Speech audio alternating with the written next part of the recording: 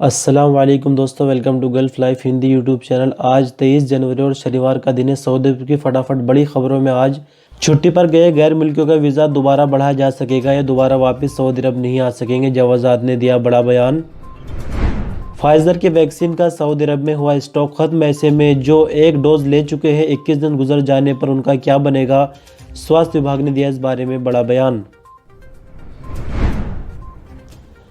Saudi अरब के Asir reason में एक सऊदी को मिली तोहफे में बड़ी कार, जान की बाजी लगाकर दिया था हैरत करने वाला काम अंजाम। सऊदी एयरलाइंस ने अपनी लोकल फ्लाइट्स कैंसिल कर दी। मौसम विभाग ने दी थी बड़ी चेतावनी। और विकलांगों के लिए रिजर्व पार्किंग पर गाड़ी खड़ी करना पड़ेगा अब और महंगा। सऊदी ट्रैफिक विभाग अब हो गया है पहले से भी ज्यादा सतर्क। ये और इसके अलावा और भी बहुत कुछ, तो बने रहिए हमारे साथ।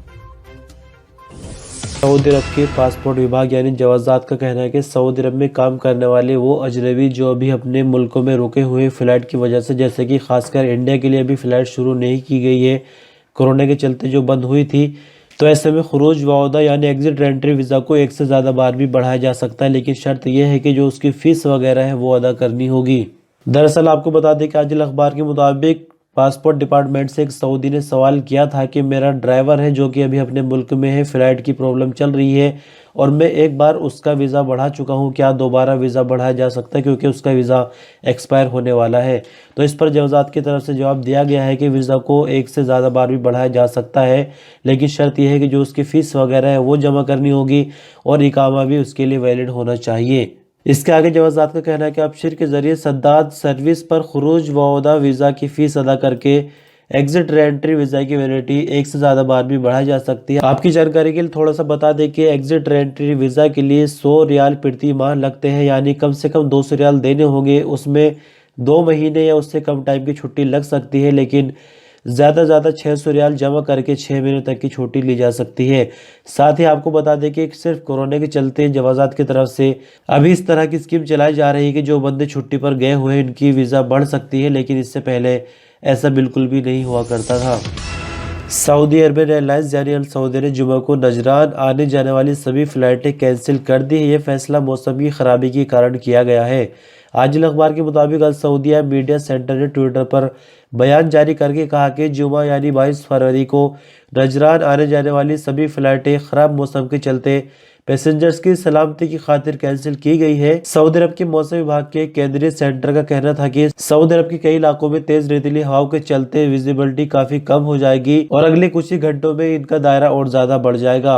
आपकी जानकारी के लिए बता दें कि अल एहसा, ईस्टर्न रीजन, अल खुबर, जुबैल, खफजी, दम्माम, अल ईदा, अल कतीफ सहित 32 जगहों पर तेज रेतीली हवाओं का तूफान है। सऊदी अरब की राजधानी रियाद में पहला ड्राइव इन सिनेमा खुल गया है। कुछ दिन पहले इस बारे में खबर आई थी, लेकिन अब पूरी तरह से सिनेमा का उद्घाटन हो गया है। आपको बता दें कि सऊदी अरब की एक लोकल कंपनी MUVI ने ये थिएटर खोला है। कंपनी का दावा है कि सऊदी अरब में ये सबसे पहला ड्राइव इन सिनेमा है, लेकिन कंपनी का कहना है कि आगे सऊदी अरब में जल्द ही 15 नए ड्राइव इन सिनेमा खोले जाएंगे जिनमें 150 से ज्यादा स्क्रीन होगी। बात करते हैं अगर इस नए खोले जाने वाले सिनेमा की, तो यहाँ पर 150 गाड़ियाँ खड़ी करने की गुंजाइश है और खास बात यह है कि गाड़ी में बैठे बैठे ही फिल्म का आनंद लिया जा सकेगा। साथ ही जो सिनेमा हॉल का साउंड सिस्टम है उसको जो गाड़ी के स्पीकर्स होते हैं उससे कनेक्ट कर दिया जाएगा। और जैसा कि कोरोना का माहौल है तो कोरोना के SOPs के लिए यहाँ पर नियम बनाए गए हैं, यानी कोरोना की SOPs का पूरी तरह से पालन किया जाएगा।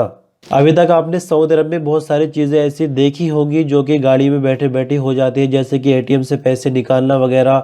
कोरोना का टेस्ट भी ड्राइव इन होकर ही हुआ है, लेकिन अभी सिनेमा हॉल भी खोलने जाने लगा है। लेकिन खबर के मुताबिक आपको बता दें कि दुबई में और मिडिल ईस्ट के दूसरे शहरों में पहले ऐसे सिनेमा खोले जा चुके हैं।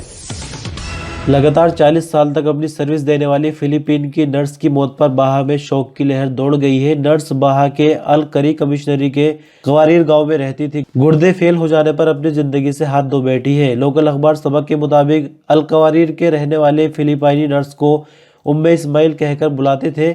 हेल्थ सेंटर में आने वाले मरीजों की मदद और इलाज के लिए वो हमेशा तैयार रहती थी। इलाके के तमाम लोग उनसे बहुत खुश थे। उम्मे इस्माइल पर ड्यूटी के दौरान फालिज का हमला हुआ था। हॉस्पिटल ले जाए गए जहां उनकी हालत और ज्यादा खराब हो गई। गुर्दे फेल हो गए। गांव के लोगों ने मदद के लिए 25,000 रियाल भी जमा करके उनको पेश किए थे। फिलिपीनी नर्स की जब सेहत और ज्यादा बिगड़ती गई तो उन्होंने फैसला किया कि अपने देश जाकर अपना इलाज कराओ अपने रिश्तेदारों के बीच, लेकिन वतन पहुंचने के बाद उनकी हालत और ज्यादा खराब हो गई और आखिरकार उनकी मौत हो गई। नर्स की मौत की खबर जैसे ही अलकवारीर गांव के लोगों ने सुनी तो यहां पर गायबाना तरीके से नमाज जनाजा अदा की गई और गांव के अंदर काफी शोक की लहर है। सऊदी अरब के जैजान में मेडिकल कमेटी ने लेडी डॉक्टर के खिलाफ मुकदमे का फैसला सुना दिया है। नवजात शिशु की मौत का कारण डॉक्टर की लापरवाही बनी। कमेटी की तरफ से जारी किए गए फैसले में कहा गया है कि लेडी डॉक्टर मरने वाली बच्ची के माँ बाप को 1,50,000 रियाल देगी। दरअसल आपको बता दें कि जैजान रीजन के लार्जा कमिश्नरी में मेडिकल लाइन की कमियों की जांच करने वाली कमेटी में बीते 1 साल पहले एक सऊदी की तरफ से मुकदमा दायर किया गया था। मुकदमा दायर करने वाले ने इल्जाम लगाया था कि उसकी नवजात बच्ची की जान डॉक्टर की लापरवाही की वजह से गई है। डिलीवरी के बाद जो बच्ची की हालत बिगड़ रही थी तो लेडी डॉक्टर ने उसे नहीं देखा। दावा करने वाले ने आगे कहा कि लेडी डॉक्टर की लापरवाही की वजह से उनकी नवजात बच्ची कोमा में चली गई, जिसके बाद उसकी मौत हो गई, मगर डॉक्टर ने उसे छिपाया और जब बच्चे की हालत ज्यादा खराब हुई तो किसी तरह की कोई मदद भी नहीं की। जांच करने वाली कमेटी ने इस मामले की पूरी तरह से छानबीन की, सबूत वगैरह जुटाए और पाया कि डॉक्टर की पूरी तरह से इसमें गलती थी, जिस पर लेडी डॉक्टर को यह फैसला सुनाया गया है कि बच्चे के माँ बाप को 1.5 लाख रियाल अदा करने होंगे। सऊदी अरब के ट्रैफिक विभाग यानी मरूर का कहना है कि फिजिकली डिसेबल्ड लोगों के लिए रिजर्व की जाने वाली पार्किंग को वायलेट करने पर सऊदी अरब के अलग अलग शहरों में 3,054 लोगों के चालान किए जा चुके हैं। आजिल अखबार के मुताबिक ट्रैफिक पुलिस का कहना है कि कानून के मुताबिक सऊदी अरब के सभी शहरों में खासकर शॉपिंग मॉल और बड़ी दुकानों के सामने फिजिकली डिसेबल्ड लोगों के लिए रिजर्व की जाती है पार्किंग, जिस पर निशान भी बाकायदा लगाए जाते हैं। मकसद सिर्फ ये होता है कि जो विकलांग लोग होते हैं उनको सुविधा दी जा सके, यानी उनको गाड़ी पार्क करने के लिए परेशान होने की जरूरत ना पड़े।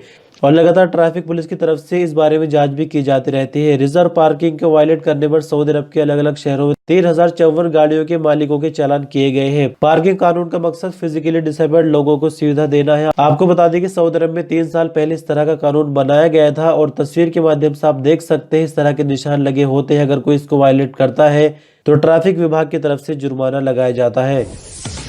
गवर्नर असीर रीजन प्रिंस तुर्की बिन तलाल ने लोगा सऊदी की बहादुरी को देखते हुए उसको गाड़ी का तोहफा दिया, जिसने अपनी जान की परवाह न करते हुए फ्लड यानी पानी के बहाव में बहने वाले बच्चे को सुरक्षित निकाला था। दरअसल आपको बता दें कि गवर्नर असीर को जब इस बारे में खबर मिली तो उन्होंने एक प्रोग्राम बनाया सऊदी को इनाम देने के लिए, और प्रोग्राम के दौरान ही सऊदी को 4 व्हीलर कार इनाम में दी गई। साथ ही उसके अंदर कुछ ऐसा सामान था जो कि इस तरह से कहीं कोई और घटना हो पानी वाली तो और आसानी से डूबते हुए को बचाया जा सके। गवर्नर असीर ने सऊदी शहरी आमिर मूसा अल शहरी से घटना की पूरी जानकारी ली, जिसमें अल शहरी ने बताया कि वो रोड से गुजर रहा था कि अचानक तेज पानी या कहे कि छोटी बाढ़ ने सड़क को निगल लिया, जहां कुछ लोग और बच्चे खड़े थे।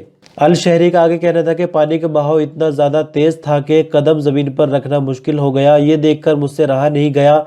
वहां मौजूद दूसरे लोग तो किनारे पर आने में कामयाब हो गए, मगर मैंने देखा कि एक बच्चा बहते हुए पानी में मदद के लिए आवाज लगा रहा था। बच्चे को बहते हुए देखकर कुछ सोचे समझे बिना पानी में कूद गया। आखिरकार अल्लाह ताला के फजल करम से उस बच्चे को मैंने सुरक्षित पानी से बाहर निकाल लिया। गवर्नर असीर रीजन ने अल शहरी की जुबान से उसकी बहादुरी की दास्तान सुनने के बाद तालियों से उनका स्वागत किया और उन्हें गाड़ी और मदद करने वाला सामान तोहफे में दिया। इसी के साथ आसपास के इलाके के लोगों ने भी अल शहरी के काम को सराहा।